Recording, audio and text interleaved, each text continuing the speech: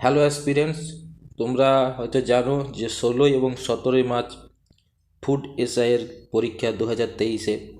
তো সেই food SI পরীক্ষা দেওয়ার আগে তোমাদেরকে যেটা করতে হবে, যে প্রিভিয়াস ইয়ার যে পরীক্ষাগুলো হয়েছে 2019 সালের যে কোয়েশ্চেনটা আছে 2014-র আছে, তো সেই কোয়েশ্চেনগুলো তোমাদেরকে কিন্তু সলভ করতে হবে। প্রিভিয়াস ইয়ার কোয়েশ্চেন সলভ করলে তোমরা একটা আইডিয়া পেয়ে যাবে কেমনভাবে পরীক্ষার প্রশ্নপত্র সেট করা হয়। তো আজকে তোমাদের সঙ্গে আমি ফুড এসআইয়ের জিকে পার্টের মোটামুটি 35টা কোয়েশ্চেন সলভ করব। দেখা যাক কতটা হয়। তো লেটস স্টার্ট। দেখো, আমরা কোয়েশ্চেনগুলো সলভ করব, তার সঙ্গে তোমরাও কিন্তু সলভ করবে এবং পজ দিয়ে অ্যান্সার করার চেষ্টা করবে, কমেন্ট সেকশনেও জানাবে, তাহলে কিন্তু তোমাদেরও একটা প্র্যাকটিস হয়ে যাবে। তো ফার্স্ট কোয়েশ্চেন যেটা আছে সেটা হচ্ছে, কোন অধাতু তাপ এবং তড়িৎ সঞ্চালন করে, মানে হিট অ্যান্ড ইলেকট্রিসিটি বহন করতে পারে? অপশানগুলো আছে গ্রাফাইট, বোরন, সিলিকন, ফসফরাস। তো এখানে দেখো, সিলিকন হচ্ছে যেটা অর্ধপরিবাহী বা সেমিকন্ডাক্টর, ঠিক আছে।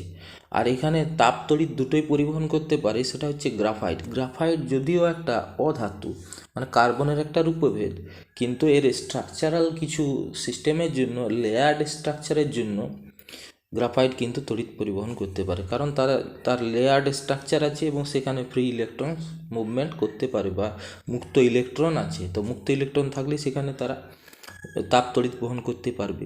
তো অপশান এ হয়ে গেল কারেক্ট অ্যান্সার, ঠিক আছে। তাহলে এটার কারেক্ট অ্যান্সার হয়ে গেল অপশান এ, গ্রাফাইট, ঠিক আছে। আর সিলিকন হচ্ছে অর্ধপরিবাহী, বলে দিলাম। নেক্সট, পদার্থের চতুর্থ অবস্থা কোনটি? পদার্থের চতুর্থ অবস্থা কোনটি? আমরা জানি পদার্থ আছে তিন রকম, আমরা যেটা ক্লাস 9-এ দেখেছি, তরল, কঠিন, গ্যাসীয়। তো সেখান থেকেও আরও একটা অবস্থা আছে, সেটা হচ্ছে প্লাজমা, ঠিক আছে। প্লাজমা একটা অবস্থা, ঠিক আছে। সূর্যের কিন্তু বৃহৎ যখন উত্তাপের মধ্যে, সেখানে কিন্তু প্লাজমা স্টেট তৈরি হয়।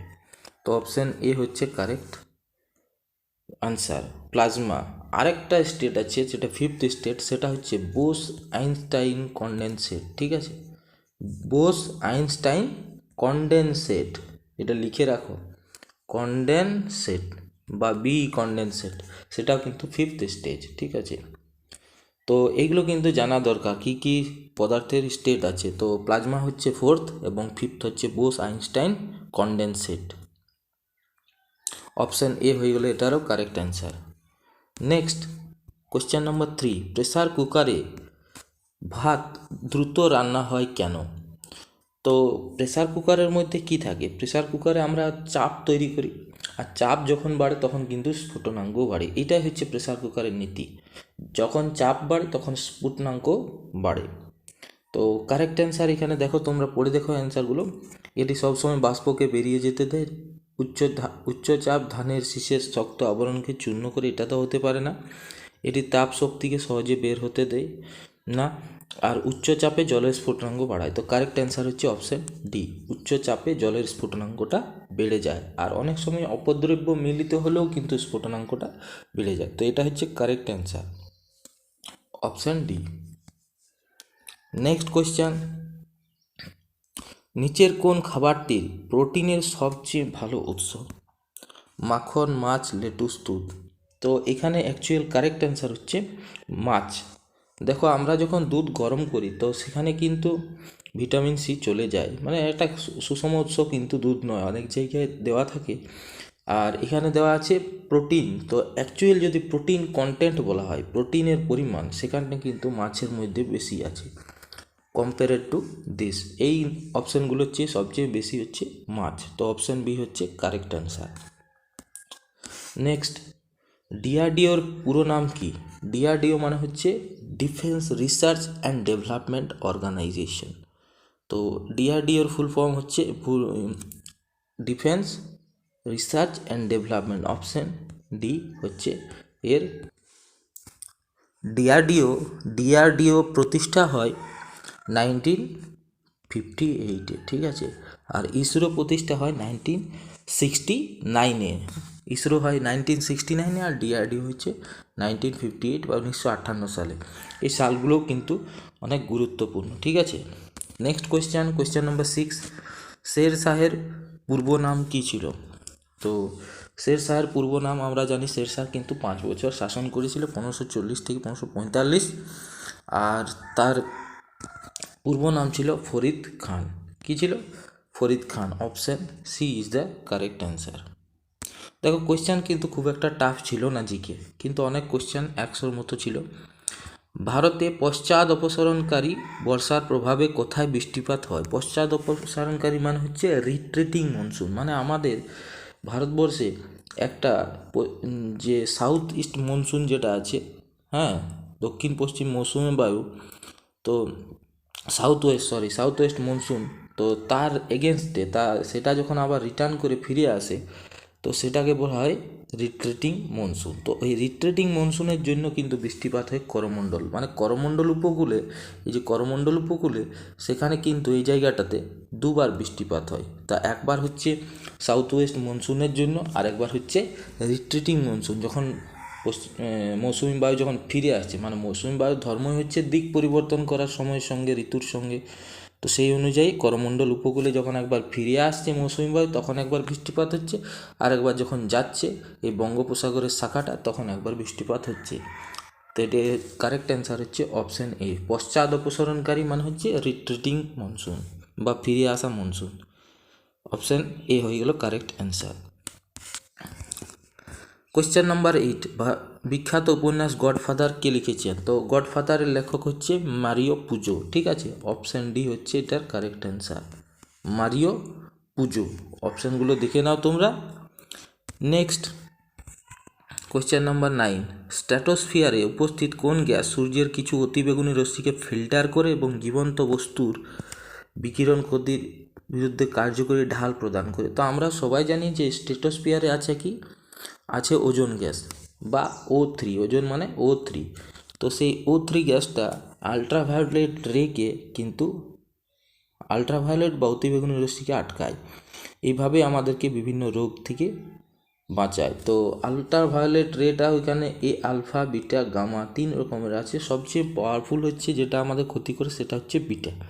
ঠিক আছে, তো কারেক্ট অ্যান্সার এখানে হচ্ছে যে ওজনের মধ্যে স্ট্র্যাটোস্ফিয়ারে যে ওজোন আছে সেটাই কিন্তু আমাদের অতিবেগুনি থেকে রক্ষা করে। অপশান বি হলো কারেক্ট অ্যান্সার কোয়েশ্চেন 9-এর। ঠিক আছে, নেক্সট কোয়েশ্চেন 10, কোন ব্যক্তি যোগচরণক বাংলায় ব্যবসা করার অনুমতি দিয়েছিলেন? তাহলে যোগচরণককে তাইলে কে পারমিশন দিয়েছিল বাংলায় ব্যবসা করার জন্য? তো এখানে আমরা অপশানগুলো দেখছি, খুরশিদ কুলি খান, শায়েস্তা খান, সুজাউদ্দিন, ফারুক সিয়ার। তো এটা কারেক্ট অ্যান্সার হবে ফারুক সিয়ার। ফারুক সিয়ারের ফরমান আমরা নামটা শুনি 1717। তো সেখান থেকেই কিন্তু তিনি ফ্রি ট্রেড করার, ব্যবসা করার একটা অধিকার পেয়েছিলেন। অপশান ডি হচ্ছে এটার কারেক্ট অ্যান্সার। নেক্সট WWF এর লোগোতে ব্যবহৃত প্রাণীটি কি? তো অপশানগুলো আছে বাঘ, জায়ান্ট পান্ডা, ডোডো, গন্ডার। তো এটার কারেক্ট অ্যান্সার হবে জায়ান্ট পান্ডা। ঠিক আছে, লোগোতে আছে giant panda. World wildlife fund, WWF মানে world wildlife fund, B. Next question, যখন স্বাভাবিক সময়ের থেকে উচ্চ জোয়ার কম হয় এবং ভাটা বেশি হয় তখন তাকে কি বলা হয়? যখন জোয়ার মানে উচ্চ জোয়ারটা কম হয় তখন সেটাকে বলা হয় নিপ টাইড বা নিপ জোয়ার। ঠিক আছে, অপশান হচ্ছে যখন বেশি হবে তখন হবে বেশি নিপ, এই বসন্ত জোয়ার, আর যখন কম হবে তখন নিপ টাইড। ঠিক আছে, তো এটার কারেক্ট অ্যান্সার হচ্ছে নিপ টাইড, যখন কম হবে। ঠিক আছে, অপশান বি হলো কারেক্ট অ্যান্সার।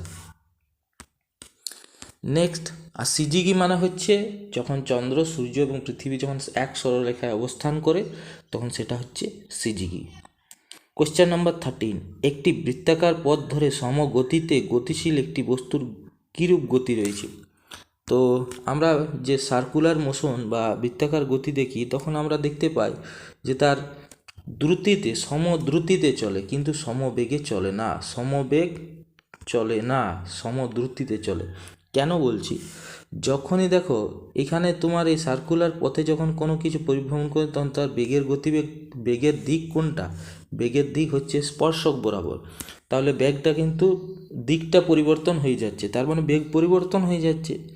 অর্থাৎ যেটা স্থির থাকছে বা ধ্রুব থাকছে সেটা হচ্ছে দ্রুতি। তাহলে এখানে ধ্রুব গতির মানে মোশন। ঠিক আছে, এটা মনে রাখবে যে বৃত্তাকার পথে কিন্তু সমবেগ নয়, সমদ্রুতি। ঠিক আছে, তার জন্য ধ্রুব দ্রুতি হলে কারেক্ট অ্যান্সার হচ্ছে ধ্রুব দ্রুতি, অপশন বি।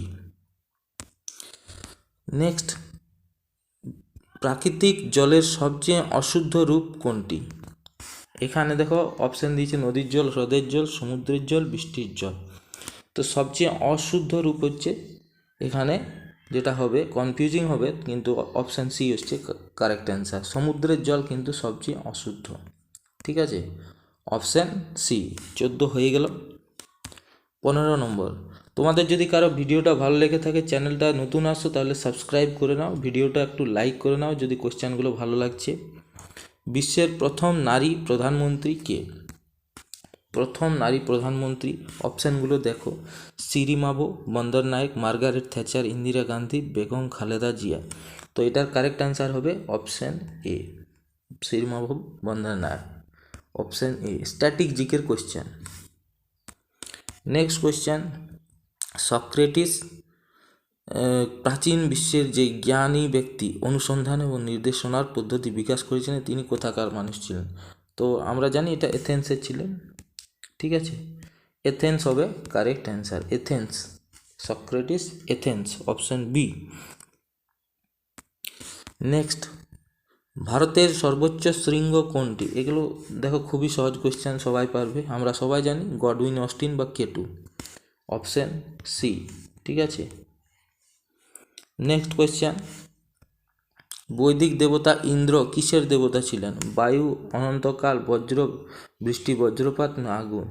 তো এটার কারেক্ট অ্যান্সার হবে অপশন সি, বৃষ্টি এবং বজ্রপাতের দেবতা হলেন তোমার ইন্দ্র। ঠিক আছে, নেক্সট, বাস্তুশাস্ত্র কিসের মধ্যে পারস্পরিক সম্পর্কের অধ্যয়ন করে? তো বাস্তুশাস্ত্র মানে হচ্ছে জীব এবং পরিবেশের যে একটা রিলেশন, জীবের সঙ্গে পরিবেশের একটা রিলেশন। ঠিক আছে, তো অপশান সি হচ্ছে এটার কারেক্ট অ্যান্সার। মানুষ হবে না, জীব এবং পরিবেশ, মানুষ তো একটা ক্যাটাগরি জীবের। ঠিক আছে, option C. Question number 20, ornithology কি?